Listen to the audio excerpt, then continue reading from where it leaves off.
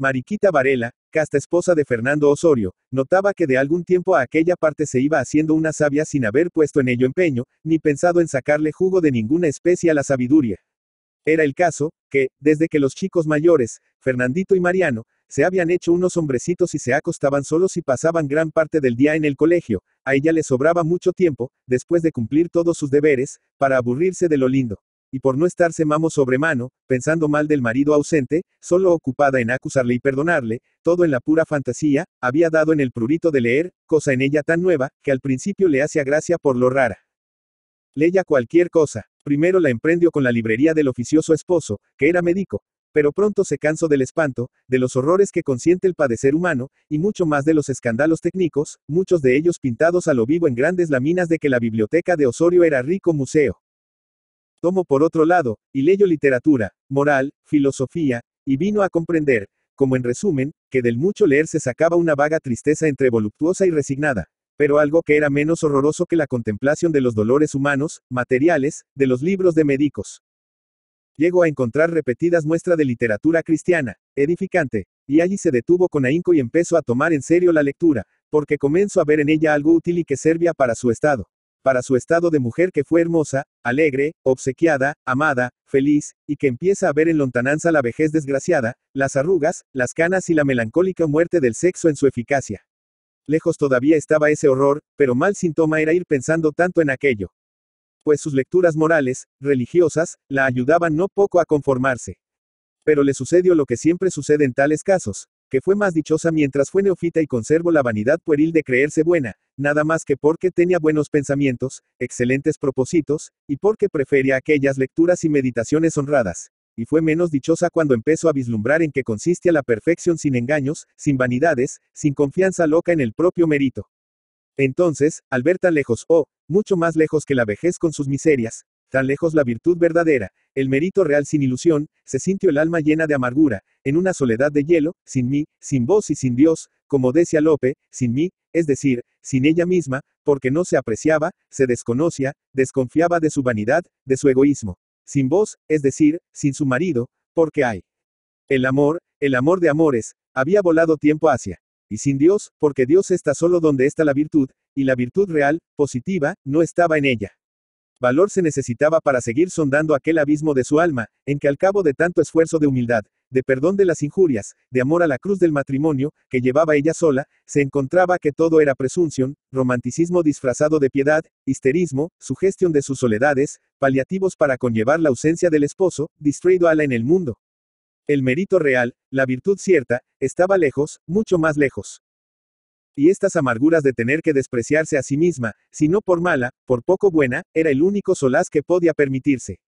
Al que apelaba sin falta, cuando, cumplidos todos sus deberes ordinarios, vulgares, fáciles, como pensaba ahora, aunque sintiéndolos difíciles, se quedaba sola, velando junto al quinqué, esperando al buen Osorio, que, muy tarde, volvía con los ojos encendidos y vagamente soñadores, con las mejillas coloradas, amable, jovial, prodigo de besos en la nuca y en la frente de su eterna compañera, besos que, según las aprensiones, los instintos de ella, daban los labios allí y el alma en otra parte. Muy lejos. Y una noche leía Mariquita la perfecta casada, del sublime Fray Luis de León. Y leía, poniéndose roja de vergüenza, mientras el corazón se lo quedaba frío. Sí, por la misma razón, no trata aquí Dios con la casada que sea honesta y fiel, porque no quiere que le pase aún por la imaginación que es posible ser mala. Porque, si va a decir la verdad, ramo de deshonestidades en la mujer que hasta el pensar que puede no serlo, o que en serlo hace algo que le debe ser agradecido. Y como si Fray Luis hubiera escrito para ella sola, y en aquel mismo instante, y no escribiendo, sino hablándola al oído, Mariquita se sintió tan avergonzada que hundió el rostro en las manos, y sintió en la nuca, no un beso impartibus de su esposo, sino el aliento del agustino que, con palabras, 133, del Espíritu Santo, le quemaba el cerebro a través del cráneo. Quiso tener valor, en penitencia, y siguió leyendo, y hasta llegó donde poco después dice.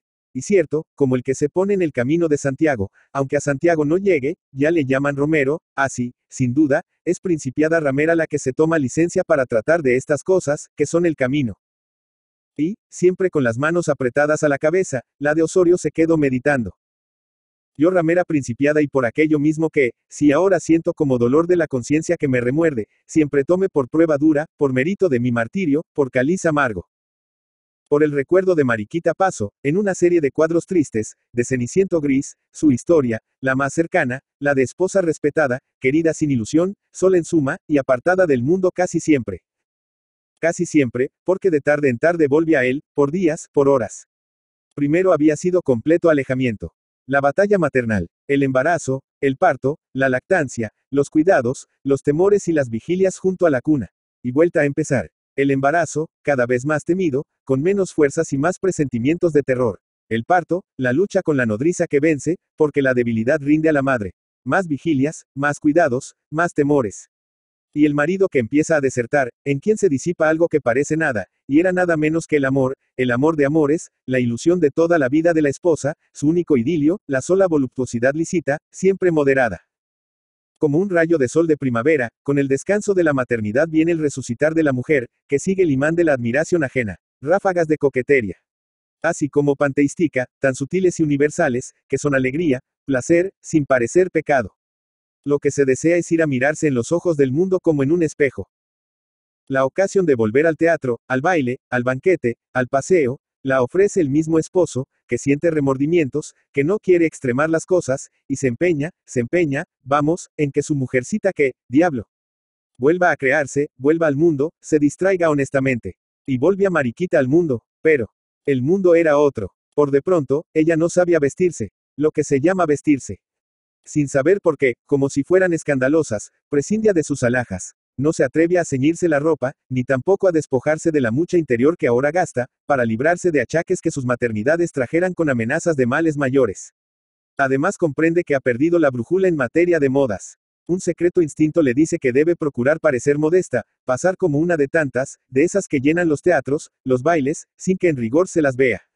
Al llegar cierta hora, en la alta noche, sin pensar en remediarlo, bosteza. Y si la fiesta es cosa de música o drama sentimental, al llegar a lo patético se acuerda de sus hijos, de aquellas cabezas rubias que descansaran sobre la almohada, a la tibia luz de una lamparilla, solos, sin la madre. Mal pecado. ¡Qué remordimiento! ¿Y todo para qué? Para permitirles la poca simpática curiosidad de olfatear amores ajenos, de espiar miradas, de contemplar los triunfos de las hermosas que hoy brillan como ella brillaba en otro tiempo. ¡Qué bostezos! ¡Qué remordimiento! Con el recuerdo nada halagüeño de las impresiones de noches tales, Mariquita se resolvió a no volver al mundo, y por mucho tiempo cumplió su palabra. En vano, marrullero, quería su esposo obligarla al sacrificio, no salía de casa. Pero pasaban años, los chicos crecían, el último parto ya estaba lejos, la edad traía ciertas carnes, equilibrio fisiológico que era salud, sangre buena y abundante. Y la primavera de las entrañas retozaba, saliendo a la superficie en reminiscencias de vaga coquetería, en saudades de antiguas ilusiones, de inocentes devaneos y del amor serio, triunfador, pero también muerto de su marido. Mariquita recordaba ahora, leyendo a Fray Luis, sus noches de teatro de tal época. Llegaba tarde al espectáculo, porque la prole la retenía, y porque el tocado se hace interminable por la falta de costumbre y por la ineficacia de los ensayos para encontrar en el espejo, a fuerza de desmañados recursos cosméticos, la Mariquita de otros días, la que había tenido muchos adoradores. Sus adoradores de antaño. Aquí entraba el remordimiento, que ahora lo era, y antes, al pasar por ello, había sido desencanto glacial, amargura íntima, vergonzante. Acá y ala, por butacas y palcos, estaban algunos de aquellos adoradores preteritos. Menos envejecidos que ella, porque ellos no criaban chicos, ni se encerraban en casa años y años. Por aquellos ilustres y elegantes gallos no pasaba el tiempo. Ahora, adoraban también, por lo visto. Pero a otras, a las jóvenes nuevas, constantes solo, los muy pícaros, en admirar y amar la juventud. Celos póstumos, lucha por la existencia de la ilusión, por la existencia del instinto sexual, la habían hecho intentar. Locuras. Ensayar en aquellos amantes platónicos de otros días el influjo poderoso que en ellos ejercieran sus miradas, su sonrisa. Miro como antaño. No faltó quien echara de ver la provocación, quien participara de la melancolía y dulce reminiscencia. Entonces Mariquita, esto no podía verlo ella, se había reanimado, había rejuvenecido. Sus ojos, amortiguados por la vigilia al pie de la cuna, habían, 137, recobrado el brillo de la pasión, de la vanidad satisfecha, de la coquetería inspirada. Ráfagas pasajeras. Pronto aquellos adoradores preteritos daban a entender, sin quererlo, distraídos, que no cabía galvanizar el amor. Lo pasado, pasado. Volvían a su adoración presente, a la contemplación de la juventud, siempre nueva. Y Ala, Mariquita, la antigua reina de aquellos corazones, recogía de tarde en tarde miradas de sobra, casi compasivas, tal vez falsas, en su expresión. ¡Qué horror, qué vergüenza! Por tan miserable limosna de idealidad amorosa, aquellos desengaños bochornosos. Y, aturdida, helada, había dejado de presumir, de sonsacar miradas, es claro. Por orgullo, por dignidad. Pero el dolor aquel, pensaba ahora, leyendo a Fray Luis, el dolor de aquel desengaño. Era todo un adulterio. Cuánto pecado, y sin ningún placer. El desencanto en forma de crimen. El amor propio humillado y el remordimiento por costas. Y ella, que había ofrecido a Dios, en rescate de otras culpas ordinarias, veniales, aquellas derrotas de su vanidad, de algo mejor que la vanidad, del sentimiento puro de gozar con el holocausto del cariño. Sí, había andado, con mal oculta delicia, aquellos pocos pasos en el camino de Santiago. Luego Romero. Ramera o, no, ramera no. Eso era algo fuerte, y que perdonara el serafíco poeta. Pero, si criminal del todo no, lo que es buena, tampoco. Ni buena, ni tan mala, y padeciendo tanto. Sufría infinito, y no era perfecta. No podían amarla ni Dios, ni su marido. El marido por cansado, Dios por ofendido. Y pensaba la infeliz, mientras velaba esperando al esposo ausente, tal vez en una orgia. Dios mío, la verdadera virtud está tan alta, el cielo tan arriba, que a veces me parecen soñados, ilusorios por lo inasequibles. Leopoldo Alas, Clarín. Leopoldo García, Alas y Ureña, Clarín, Zamora, 25 de abril de 1852, Oviedo, 13 de junio de 1901, fue un escritor español. En marzo de 1875, Antonio Sánchez Pérez, no se conoce su biografía, fundó un periódico con el nombre de El Solfeo. El 5 de julio entraron en su redacción unos cuantos jóvenes, entre ellos Leopoldo Alas. El periódico pasó totalmente desapercibido y ni siquiera fue nombrado por los cronistas de la época. Su director quiso que sus colaboradores tomaran como seudónimo el nombre de un instrumento musical y así fue como Leopoldo eligió el Clarín, que a partir de ahí sería el alias con que firmaría todos sus artículos. La columna donde escribía tenía el título de Azotacalles de Madrid, apuntes en la pared. El 2 de octubre de 1875, el escritor firmó por primera vez como Clarín, inaugurando el espacio con el verso que el lector puede ver a continuación. De esta forma Leopoldo Alas entró en la vida literaria de la época y desde su columna empezó a lanzar duras críticas llenas de ironía contra la clase política de la Restauración. Durante los ratos libres que le dejara la cátedra de la universidad, Clarín escribía artículos para los periódicos El Globo, La Ilustración y Madrid Cómico. Envía a los periódicos del Imparcial y Madrid Cómico sus paliques, satíricos y mordaces que le proporcionaran algunos enemigos adicionales. En 1881 se publicó el libro Solos de Clarín, que recogió los artículos de crítica literaria. El prólogo es de Echegaray. Ese mismo año, en el mes de octubre publicó en la Ilustración gallega y asturiana el artículo, La Universidad de Oviedo, en el que hace un elogio al claustro restaurado y formado por los profesores Builla, Aramburu y Díaz Ordóñez, entre otros. A los 31 años de edad escribe Clarín su obra maestra La Regenta. En junio de 1885 salió a la calle el segundo volumen de esta composición del arte literario. En 1886 se edita su primer libro de cuentos con el título de Pipa. En 1889 termina un ensayo biográfico sobre Galdós, dentro de una serie titulada Celebridades Españolas Contemporáneas. A finales de junio de 1891, el editor Fernando Fe saca a la luz la segunda novela larga de Clarín, Su único hijo. En 1892 Clarín pasa por una crisis de personalidad y religiosa en que, según sus palabras, trata de encontrar a su yo y a Dios. Poco después dejó reflejar dicha crisis en su cuento Cambio de Luz, cuyo protagonista Jorge Arial representa al autor y sus preocupaciones, sus dudas religiosas y su escepticismo filosófico.